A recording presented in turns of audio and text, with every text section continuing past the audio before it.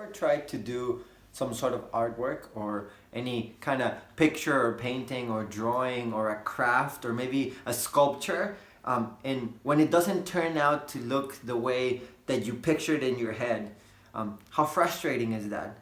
I know for a fact that I'm not artistically talented, but I have certain pictures in my head that I wish I had the ability with my hands to put it into the painting or into the drawing or into the sculpture that I'm trying to make. Yet it's so frustrating when I'm not able to do that. And I wonder, like, why is it so frustrating, and if there's anything that we can learn when it comes to that. This week we're going to pause our conversations or our study of the book of John. We're actually going to talk about a few more different things during this week. So today we're going to look at the book of Jeremiah chapter 18. And we're going to look at the story of somebody who tried to do a sculpture himself, and it didn't turn out to be the way that he wanted it. Jeremiah chapter 18. We're going to read from verse 1 onwards. The word came to Jeremiah from Adonai, saying, "Arise and go down to the potter's house, and there I will cause you to hear my words." So I went down to the potter's house, and then there was a man making work on the wheels. Whenever the pot that he was making from the clay became flawed in the hand of the potter, he remade it into another pot, as it pleased to the potter to make. Then the word of Adonai came to me, saying, "O house of Israel, can I not do with you as the potter does, declares Adonai? Behold, as the clay in the potter's hand, so are you in my hand, O house of Israel. At what moment I may speak about a nation or about a kingdom to uproot, to pull down, or to destroy it.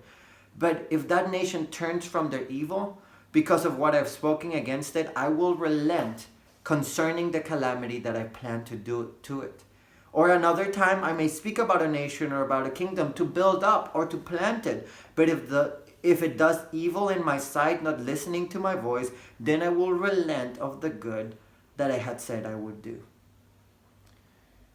I don't know if you hear the picture correctly, or if you read Jeremiah chapter 18. There's a lot of context that we're not going to get fully into today. But know this, Jeremiah is speaking in a time of despair, where the nation of Israel is scared.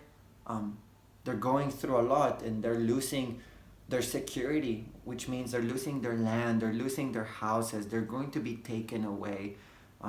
Because of many reasons that the whole book of Jeremiah explains, and maybe if you have some time, give it a read. But the point is, there's despair, there's fear, there's terror, there's calamity, there's a lot going on.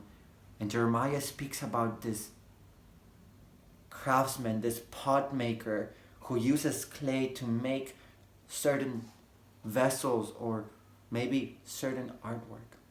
And the picture is clear, like the potter uses the clay. Jeremiah is saying that God is also doing something. He's there on the wheel, putting the clay and trying to form it. But at some point, it didn't turn out to be the way that he was expecting it to be. It didn't turn out the way he was planning it to. So he just takes the clay out, puts it all together again, and does something else. What is the lesson that Jeremiah is trying to teach us? Well, everybody kind of seems to focus on the one who makes the pots, the guy who's in charge of the clay.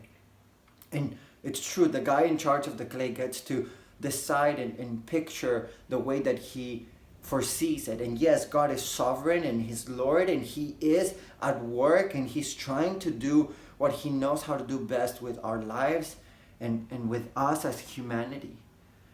But the story is not about the potter. The story, it is about him, but the story emphasizes on the clay. And here's the lesson, that the potter maker, the one that does all the work, is going to let the clay be moldable or not. And if the clay is moldable and malleable and allows the potter's hands to work its artistry, then the potter maker will do out of that clay a beautiful piece of art. But if that clay is hard and not moldable and it doesn't want to give in, then the potter maker is just going to put it in the lump and do something else. And if it just keeps on not working, at some point, if you read the story of Jeremiah 18, he's just going to break the clay. It's the same thing with our lives. God is sovereign and in charge and absolutely orchestrating and guiding us through the many different challenges and situations that we go through every single day and in the whole course of history and of humanity. God is king and sovereign and in charge, yet he still gives us a choice. He still gives us the opportunity to choose to whether we want to work with him or not. And that story of Jeremiah 18 is the same story from the beginning of the Bible, with God giving us the opportunity to partner with him, where he creates us in his image and in his likeness, and he says, rule with me, rest with me, partner with me. And he gives us that choice. He risks everything. He risks relationship. He risks the possibility of his good creation being tampered and destroyed, all because he wants us to choose. Will I work with you? Will I work with him? And if not, then the clay will become what the clay wants to become. C.S. Lewis, a great writer, put it this way. He said that at the end of days, everybody's going to hear the same phrase. It's just going to be played out differently. There's going to be those at the end of the days that are going to bend their knee to Jesus, and they're going to look out to him as king, and they're going to tell him, Jesus, your will be done. And then there's going to be those who don't want to bend their knee, who don't want to be played and maneuvered with like the potter, because they want to be the ones in charge. They want to be the ones playing. They want to be the ones maneuvering everything. So Jesus is going to look to them and then be like, your will be done. That's the story that Jeremiah is trying to tell us, that the clay is choosing whether they want to work with the potter maker or not. And it emphasizes on the two things. One, listening to the voice, and abstaining from the evil that they know they shouldn't do. So if we want to be like that good clay that is molded and it's malleable, we listen to his voice and we abstain from all the evil. But if we don't, and we don't listen to his voice, and we do not want to abstain from the evil, but we actually call that evil good, and we're like, is it so bad? It actually benefits me. Who cares if other people get destroyed in the matter? It's for me and it's about me. Then he's going to let us become what we want to become. He could make art. He could make the greatest piece of work in each of our lives. He could make us become the best thing that we could ever be. Or we could all become the thing that we pretend to be. And all of us fail at trying to be those who we pretend to be.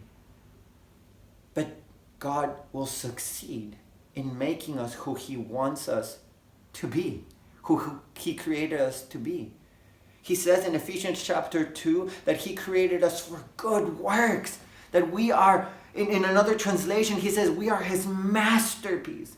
This great artist knows what to put in, what to take out, how to mold, what to turn, what to chisel, what to add.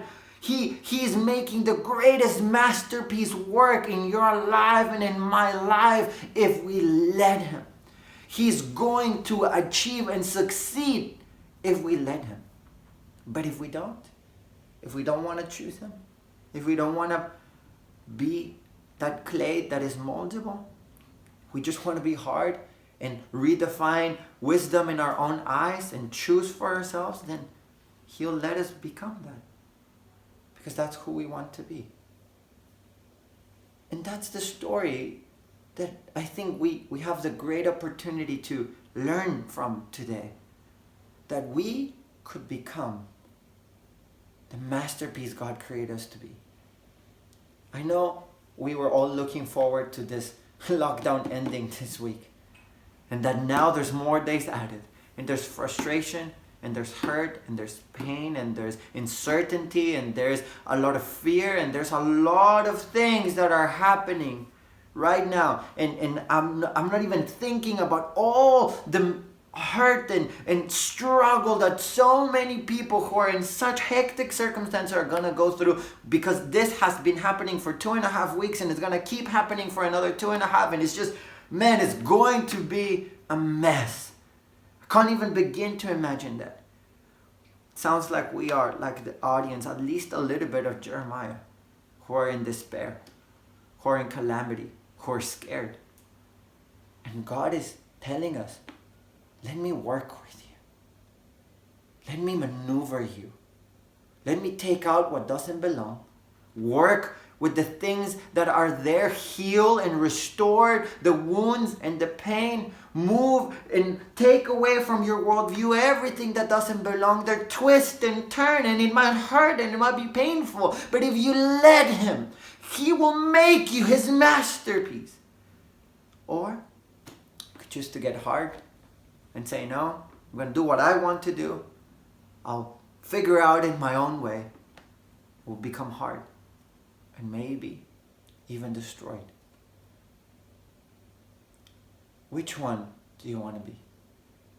Which clay do you want to be? Which kind of heart do you and I want to have? The moldable one or the hard one? The one that God turns into a masterpiece, or the one that turns out in our own destruction? Because we get to choose. We have such a powerful, sovereign King that is so loving and so gentle, that in His invitation, He never forced. In His power, He gives us a choice. And in His authority and kingship, He lets us become what we choose to become. And if you choose Him, if we choose Him, He will make us His masterpiece.